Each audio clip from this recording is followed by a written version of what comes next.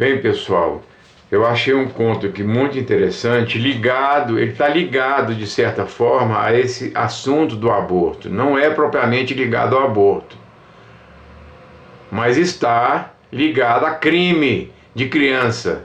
Eu acho importante falar. Chama-se Dívida e Resgate.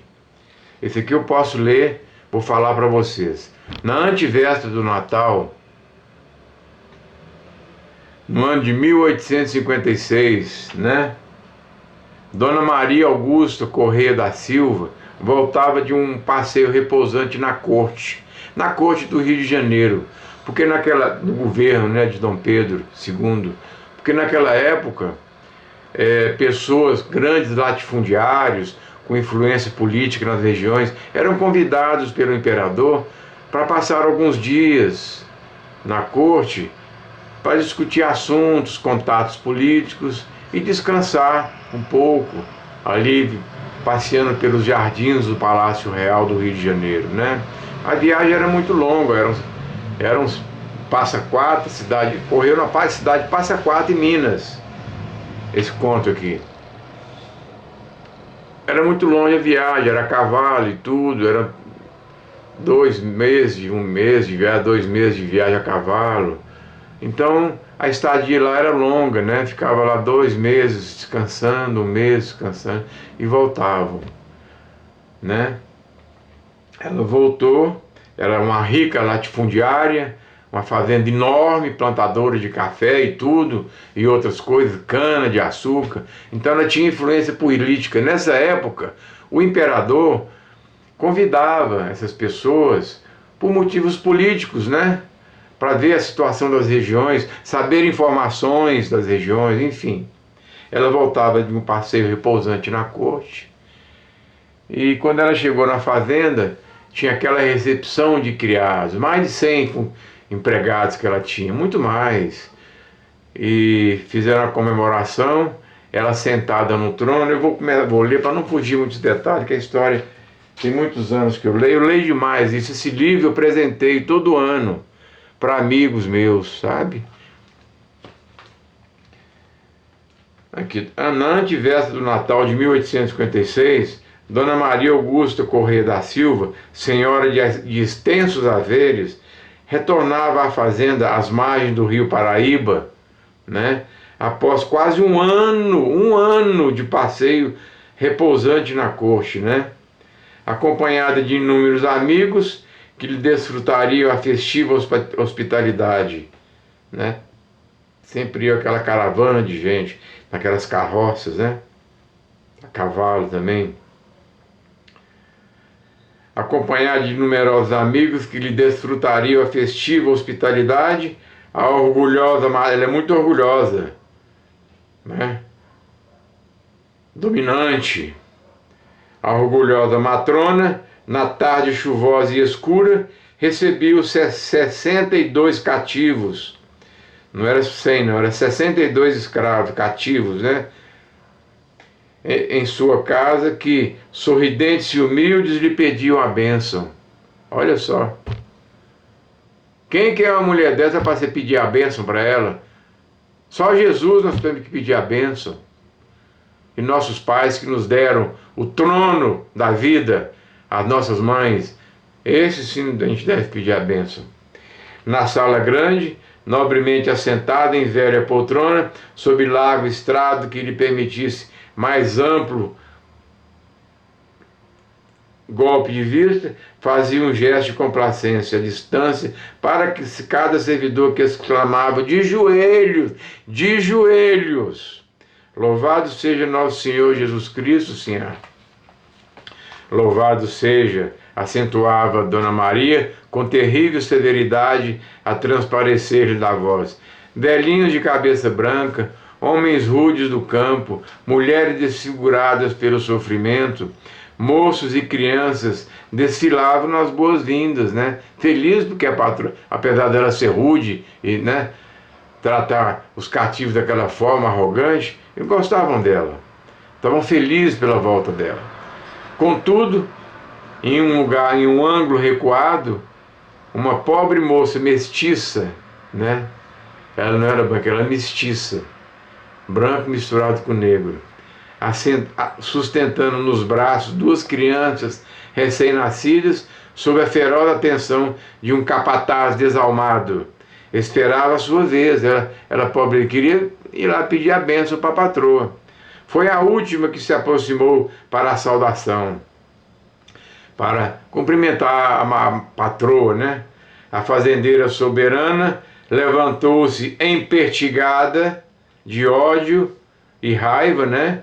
Chamou para junto de si o cérbero humano, o capataz, né? Infeliz, que seguia de perto a jovem escrava. E, antes que a pobrezinha lhe dirigisse a palavra, a dona Maria Augusta, né? A fazendeira falou-lhe rudemente: Matilde, guarde as crias da senzala e encontre-me no terreiro. Precisamos conversar. A fazendeira falou para ela. A interpelada, a pobrezinha, né, obedeceu sem hesitação. E, afastando-se do recinto, na direção do quintal, Dona Maria Augusta e o capataz com chicote, né, em punho, cochichavam entre si, assim, cochichava, né? Que estava a aprontar uma com amor, alguma coisa eu ia aprontar com a menina, né?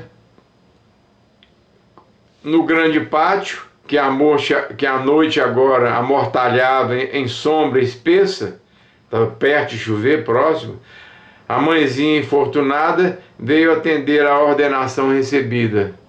Que veio, ela falou: aguarde no quintal, nós temos que conversar. Ela foi lá, acompanhe-nos, determinou Dona Maria austeramente.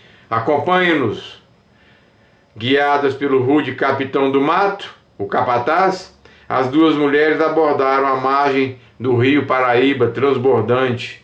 Nuvens formidandas coavam no céu e medonhos rugidos de trovões remotos, né? Derramava-se o Paraíba, o rio Paraíba. Isso aqui ocorreu na cidade de Passa Quatro, em Minas Gerais, aqui, é perto daqui, ó.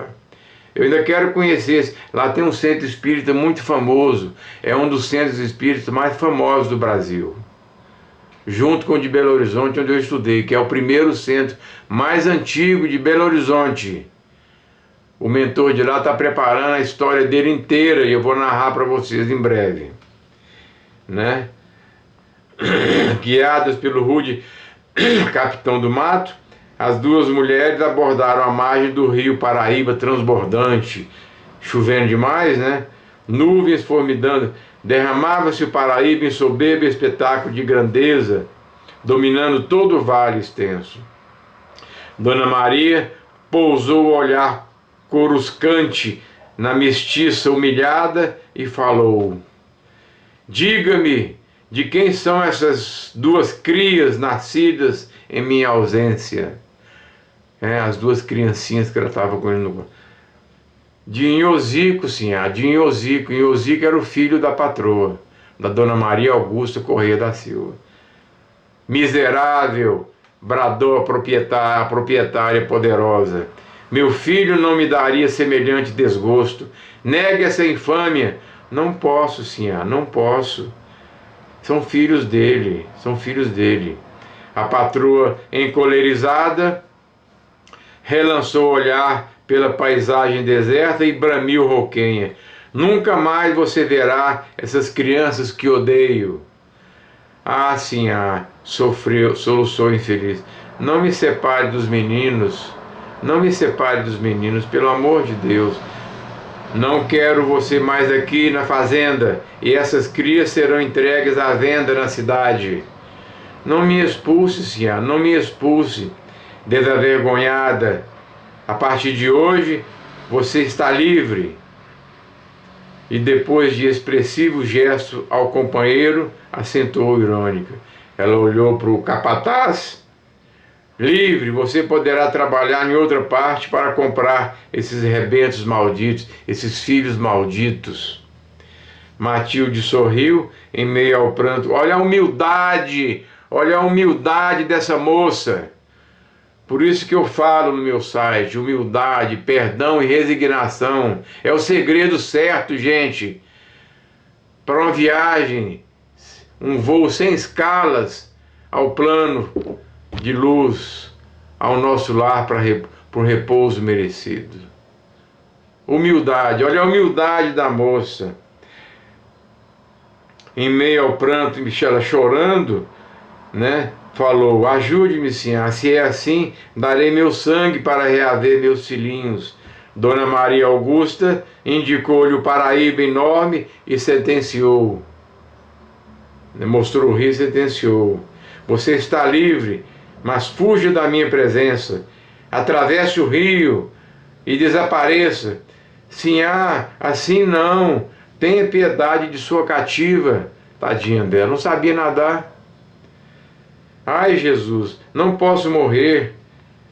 Mas ao sinal da patroa, o capataz envilecido estalou o chicote no dorso da jovem, que oscilou, né, indefesa, caindo na corrente profunda. Puf, caiu dentro d'água. O rio cheio, né, levou ela rapidamente. Socorro, socorro, meu Deus! Ela gritando, a mocinha, né, a mãe dos filhinhos. Valei-me, nosso Senhor! Gritou a mísera, debatendo-se na água. Todavia, daí a instantes, apenas um cadáver de mulher descia rio abaixo, ante o silêncio da noite. Ela está terminando aqui, ó. 100 anos se passaram, 100 anos. Na antevéspera do Natal de 1956, o ano que eu nasci, inclusive, Dona Maria Augusta Correia da Silva, reencarnada, estava na cidade de Passa Quatro, no mesma cidade, no sul de Minas. Mostrava-se noutro corpo de carne, com quem mudara de vestimenta, mas era ela mesma, com a diferença de que, ao invés de rica latifundiária, era uma pobre mulher na luta do dia a dia para ganhar o pão, né? Era agora apagada mulher em rigorosa luta para ajudar o marido na defesa do pão, para ganhar o pão.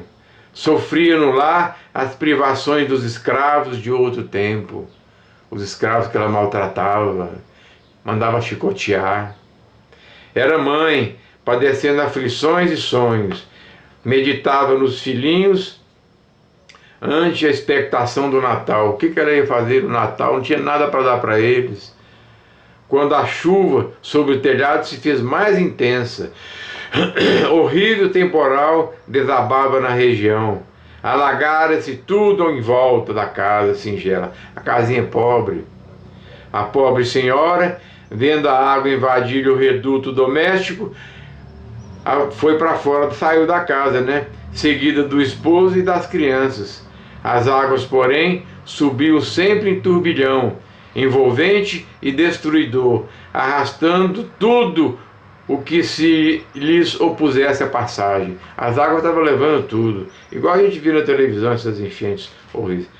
As águas, diante da ex-fazendeira, erguia-se um rio inesperado e imenso, e em dado instante, esmagada de dor ante a violenta separação do companheiro e dos pequeninos, dos filhinhos, tombou no rio, tombou na caudal, caiu no rio, gritando de desespero: socorro, socorro, meu Deus, valei-me, nosso Senhor.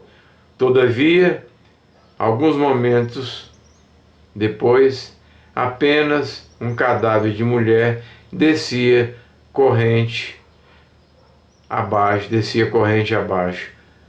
ante o silêncio da noite.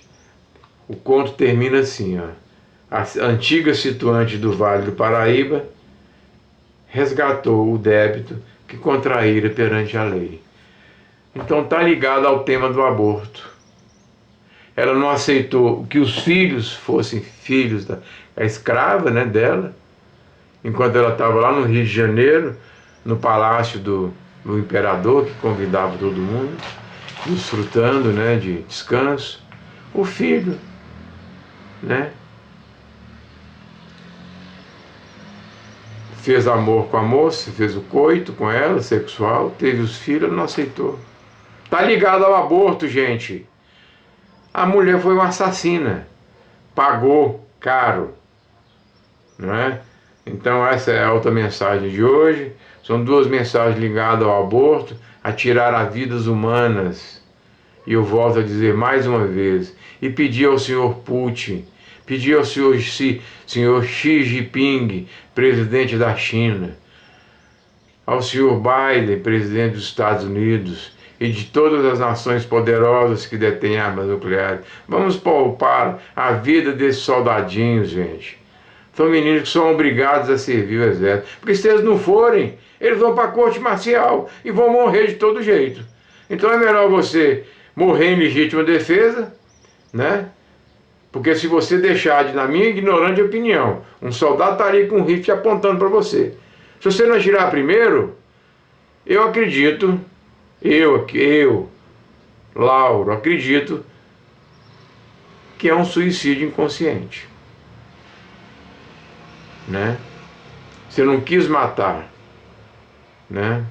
Jesus não fez mal a ninguém, mas Jesus é outro problema. Mas o cara está ali para te matando. Você está ordenado. Se algum soldado, um superior seu ver você fazendo aquilo, você vai para a corte marcial, vai ser enforcado.